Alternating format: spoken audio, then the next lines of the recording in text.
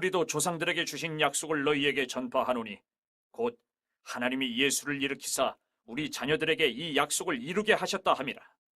시편 2째 편에 기록한 바와 같이 너는 내 아들이라 오늘 너를 낳았다 하셨고, 또 하나님께서 죽은 자 가운데서 그를 일으키사 다시 썩음을 당하지 않게 하실 것을 가르쳐 이르시되, 내가 다윗의 거룩하고 미쁜 은사를 너희에게 주리라 하셨으며, 또 다른 시편에 일렀으되 주의 거룩한 자로 썩음을 당하지 않게 하시리라 하셨느니라. 다윗은 당시에 하나님의 뜻을 따라 섬기다가 잠들어 그 조상들과 함께 묻혀 썩음을 당하였으되, 하나님께서 살리신 이는 썩음을 당하지 아니하였나니, 그러므로 형제들아, 너희가 알 것은 이 사람을 힘입어 죄사함을 너희에게 전하는 이것이며, 또 모세의 율법으로 너희가 의롭다 하심을 얻지 못하던 모든 일에도 이 사람을 힘입어 믿는 자마다 의롭다 하심을 얻는 이것이라. 안녕하세요, 산정목교회 여러분. 하나님께서 은혜를 베풀어 주시는 귀한 날입니다. 말씀으로 늘 하나님과 동행하는 저와 여러분들 다 될 수 있기를 소망합니다. 자, 오늘 본문의 내용들을요, 공동 번역으로 제가 한번 읽어보도록 하겠습니다. 우리도 하나님께서 우리 조상들에게 약속하신 그 기쁜 소식을 여러분에게 전하러 왔습니다. 하나님께서는 예수를 다시 살리셔서 자녀된 우리에게 그 약속을 이루어 주셨기 때문입니다. 시편 제2편에도 너는 내 아들, 내가 오늘 너를 낳았다 라고 기록되어 있지 않습니까? 하나님께서는 예수를 죽은 자들 가운데서 살리시고 다시는 썩지 않게 하셨습니다. 이것은 예언서에 내가 다윗에게 약속한 거룩하고 확실한 축복을 너희에게 주리라 하신 말씀과, 또 다른 시편에서 주께서는 당신의 거룩한 일을 썩지 않게 하시리라 하고 말씀하신 대로 이루어진 것입니다. 다윗은 한평생 하나님의 뜻을 받들어 섬기면서 살았지만 죽은 다음에는 조상들 곁에 묻혀서 썩고 말았습니다. 그러나 하나님께서 다시 살리신 그분은 썩지 않았습니다. 그러니 형제 여러분, 여러분은 바로 이분으로 말미암아 죄를 용서받을 수 있다는 복음이 여러분에게 선포되고 있다는 것을 알아야 합니다. 그리고 모세의 율법으로는 여러분이 죄에서 풀려날 수 없지만 이 예수를 믿는 사람은 누구나 모든 죄에서 풀려난다는 것을 알아야 합니다. 아멘. 어떻습니까? 읽어보신 그런 내용들, 그리고 오늘 본문의 전체적인 내용들, 흐름을 여러분들 쭉 보시면서 여러분들은 이 본문에 대해서 어떤 제목을 붙이시겠습니까? 저는 우리가 지금 현재 제한속죄를 하고 있으니까 제가 이렇게 제목을 붙여보았습니다. 제한속죄, 성도가 얻은 것, 의로움이라고 한번 붙여보았습니다. 튤립에서 제3교리는 Limited and Particular Atonement라고 합니다. 이것은 제한적이며 특별한 속죄라는 뜻입니다. 주 예수께서 십자가 달려서 돌아가신 속죄는 그 백성만을 위한 것과 그 백성을 위해 특별히 자신의 생명을 내어주셨음을 우리는 알게 되었습니다. 그리고 그 속죄는 어느 한순간에 갑자기 생겨난 것이 아니라 하나님께서 그의 백성들을 위해 제사라는 시스템을 통해 알려주신 것이고, 이 속죄를 통해 하나님의 백성들은 화목과 진리, 승리, 공동체라고 하는 특권을 누리게 됩니다. 그렇다면 성도가 우리 주 예수 그리스도의 제한 속죄로 얻게 된 것은 무엇이겠습니까? 이 모든 것을 아우르는 말을 칭의, 의롭다 칭함이라고 할 수 있을 것입니다. 더 깊은 묵상을 위한 주안점을 우리 생각해 봅니다. 39절에 보시면 의롭다 하심이라는 말씀이 있습니다. 여러분, 칭의라고 하는 말은요, 말 그대로 의롭다고 일컫다라는 말입니다. 그런데 성경의 뉘앙스로 보면 칭의란 의롭다고 선언하다가 됩니다. 왜냐하면 모든 사람 다 죄인이잖아요. 그렇기 때문에 의롭다라는 말을 들을 수 있는 사람, 할 수 있는 사람은 아무도 없습니다. 의롭다라고 말씀하실 수 있는 분은 오직 하나님 한 분이기 때문입니다. 그래서 사람은 하나님의 의롭다라고 하는 선언이 필요합니다. 개신교에서 정말 중요한 내용이 바로 이 칭의입니다. 왜냐하면 구원이란 의로운 사람에게 임하는 하나님의 선물이기 때문에 그렇습니다. 하나님의 성품 중에 중요한 두 가지는 공의와 사랑이 있습니다. 하나님께서는 결코 죄를 지은 사람을 인정하지 않으십니다. 누구나 죄인인 사람은 하나님께서 그냥 죄에 대해서 넘어가 주시기를 바랄 겁니다. 그런데 만약 죄가 있는 사람을 있는 그대로 인정하신다면 하나님은 공의의 하나님이 아니시잖아요. 그러니 반드시 죄를 지은 사람에게는 유죄 선고를 내리셔야 됩니다. 그래서 말씀에도 나는 악인을 의롭다 하지 아니하겠노라 라고 출애굽기 23장 7절에서 분명히 말씀하십니다.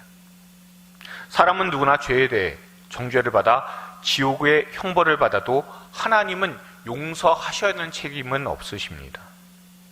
그런데 정말 감사하게도 하나님은 자비롭고 은혜로우시며 진실하시기 때문에 죄를 범한 사람을 용서해 주시기도 합니다. 여기서 여러분 가장 중요한 점은 이것입니다. 죄를 용서하지 마셔야 되는 공의의 하나님께서는 어떻게 죄를 용서하셔서 여전히 하나님은 의로우실 수 있는가라는 겁니다. 여기에 대한 모든 해답이 바로 칭의 교리입니다. 우리가 늘 알고 있는 대로 죄의 형벌은 사망입니다.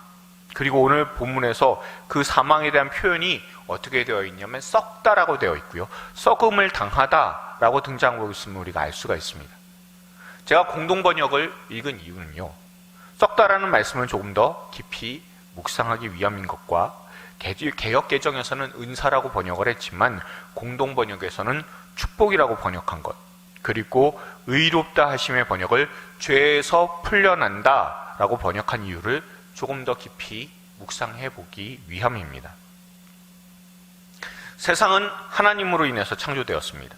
그리고 하나님으로 인해서 창조가 된 이 세상은 하나님께서 말씀하신 대로 보시기에 좋았습니다. 하나님의 뜻대로 계획대로 창조되었습니다. 그러나 사람으로 인해 죄가 도입이 되었고요. 세상에 죽음이라는 것이 나타나게 되었습니다. 하나님께서는 영원하시고 불변하시는 분이시지만 피조된 사람이나 그 외의 모든 것들은 한계가 있고 변하게 됩니다. 그래서 하나님에게 붙어 있어야 사람과 세상은 영원하시고 불변하시는 하나님에 의해서 그 영원과 불변을 누릴 수 있게 됩니다. 그러나 죄로 인해서 하나님과 분리가 되어버렸잖아요. 그렇게 분리가 된 사람은 자신의 한계로 인해 죽게 됩니다. 그리고 이 피조 세계의 대표인 사람이 죄를 지은 후 이 모든 세상도 동일하게 하나님과 분리되어서, 그래서 세상도 생명이 닿으면 부패하게 되었습니다. 곧 부패한다 아니면 썩는다 라는 것은 단순한 생명이 없다라는 것을 의미하는 것이 아니라 하나님으로부터 떨어져 나갔다, 하나님으로부터 떠났다라는 것을 의미합니다. 또한 이것은요, 다시 말하면 하나님께 돌아가야만 소망이 있다는 것을 의미합니다. 그런데요, 사람은 하나님께, 그 의로우신 하나님께 나아가기에는 전적으로 타락했고 완전히 무능합니다. 그러나 죄에 대한 형벌로 죽은 사람에게 소망이 생기게 된 것은 하나님께서 찾아오셨다는 거예요. 그리고 하나님께서 찾아오심으로 구원의 역사가 나타났기 때문입니다. 예수님이 사람에게 찾아오셔서 십자가에서 죄의 문제를 완전히 해결하심으로 믿는 사람은 하나님 앞에서 살게 되는, 하나님 앞에서 산다라는 그런 말씀을 제가 계속해서 영생이라고 말씀을 드리고 있습니다. 그 영생이 이제 회복이 되었습니다. 예수님의 오심으로 구원이 이미 시작이 되었지만 아직 완성되지는 않았습니다. 그러니 우리는요, 지금 이미와 완성의 시대, 이미와 아직의 시대를 살아가고 있는 중입니다. 그리고 예수님께서 오시는, 우리 주 예수 그리스도께서 죽음과 썩음을 이기시고 부활하신 것처럼 죄로 인해 죽은 우리 육체가 다시 살아나서 썩지 않는 나라에, 썩지 않는 모습으로 하나님 앞에 예수님 오시는 날 우리는 반드시 살게 될 것입니다. 예수 그리스도께서 부활하셨다라는 것은요, 이 썩는 것, 죽음에서 이겼다는 분명한 증표이자 선언임과 동시에 예수님을 구주로 믿는 모든 사람들에게 이 부활에 동참하게 된다는 그런 분명한 하나님의 약속입니다. 이를 분명히 하는 것이 바로 의롭다라고 하는 하나님의 선언입니다. 구약 성경에서도 이스라엘 자손은 다 여호와로 말미암아 의롭다 함을 얻고 자랑하리라 하느니라 라는 이사야서 45장 25절 말씀을 통해서도 우리가 알 수 있고요. 사도 바울도 그리스도 예수 안에 있는 속량으로 말미암아 하나님의 은혜로 값없이 의롭다 하심을 얻은 자 되었느니라 라고 로마서 3장 24절에서 분명히 선언합니다. 결국에 하나님만이 의롭다라고 선언하실 수 있고 하나님만이 의로우시다라는 그런 뜻입니다. 곧 성부 하나님께서는 십자가에서 죽었다가 사흘 만에 다시 살아난 내 아들 예수를 믿으니 너희는 내 백성이고 죄가 용서받은 의로운 백성이다라고 우리에게 선언을 해주시는 겁니다. 의로우신 하나님께서 사람들을 의롭다 선언하시니 그러니 의로움이 우리에게 나아가게, 의로움이 우리에게 나오게 되었다는 것을 우리가 알 수 있게 됩니다. 그러니 믿는 사람이 받은 하나님의 선언, 의롭다, 그리고 또 의롭다 함, 이것이 가장 큰 은사이자 축복임과 동시에 죄에서 풀려났기 때문에 의롭다라고 하나님께서 선언해 주시는 겁니다. 죄인이기에 반드시 죄를 지어야만 됐던 사람이 하나님의 의롭다라고 하시는 선언으로 죄를 더 이상 짓지 않아도 되는 자유를 누리게 되었고, 또한 늘 죽음에 우리의 생명을 소진하던 그런 사람이 생명을 생명답게 사용할 수 있게 되었다라는 것이 이 의로만에 들어가 있는 것입니다. 여러분, 이 모든 것이 다 보혈의, 그 십자가의 보혈의 공로이고요, 우리 영혼에 발라진 예수 그리스도의 보혈이 죄와 사망에 썩이는 것을 완전히 그 효력을 무력화시켰다라는 겁니다. 이 의롭다 하시는 하나님의 선언은 이것을 위해서 사람이 한 것이 아무것도 없고 하나님의 열심으로 십자가와 부활을 통해 하신 것이니 우리는 값없이 받은 은사이자 축복입니다. 이것을 가장 잘 알려주는 것이 바로 이 칭의교리고요. 또한 이 칭의교리를 위해서 사도 바울과 루터와 칼빈 등 종교개혁가들이 치열하게 투쟁을 해왔습니다. 그리고 죄에서 풀려나는 칭의 교리는요, 사람이 값없이 받은 은사이자 축복이지만 우리 주 예수 그리스도의 생명, 그 보혈로 이루어진 것임을 우리는 이 교리를 통해서 결코 잊지 말아야 된다는 겁니다. 꼭 기억하십시오. 우리가 지금까지 해왔던 모든 것들의 종합한 그런 내용이 바로 속죄를 통해서, 제한 속죄를 통해서 주님께서 이루신 것이 무엇이냐라고 한다면 딱 하나입니다. 칭의입니다. 그리고 그 안에서 우리가 여러 가지를 누리고 있다는 것, 그것을 기억하신다면 그 의롭다 하심을 위해 이 땅에 오셔서 우리를 위해 죽어주신 예수님의 사랑, 그리고 그 죽어가는 아들을 보셨던 하나님의 그 마음을 우리가 깨닫고 우리를 의롭다 해주신 그 하나님께 더욱더 감사하며 나아갈 수 있는 저와 여러분들 될 수 있기를 소망합니다. 묵상을 위해서 질문합니다. 당신이 하나님으로부터 받은 선물 가운데 가장 큰 선물은 무엇입니까? 그리고 그렇게 여기는 이유는 무엇입니까? 두 번째입니다. 세상은 정의에 관심을 더 많이 기울이는 추세입니다. 그런데도 의롭다 하심, 이 칭의에 대해서 관심은 없습니다. 그 이유가 무엇일까요? 세상의 정의하고요, 하나님의 공의하고 어떤 차이가 있는지 한번 여러분 묵상해 보시고 이것을 바탕으로 해서 조금 전에 드린 이 물음에 대해서, 질문에 대해서 한번 대답을 해보실 수 있으시길 바랍니다. 기억하십시오. 우리가 누리게 된 것들이 참 많이 있습니다. 그 모든 것들이 하나님께서 주신 선물입니다.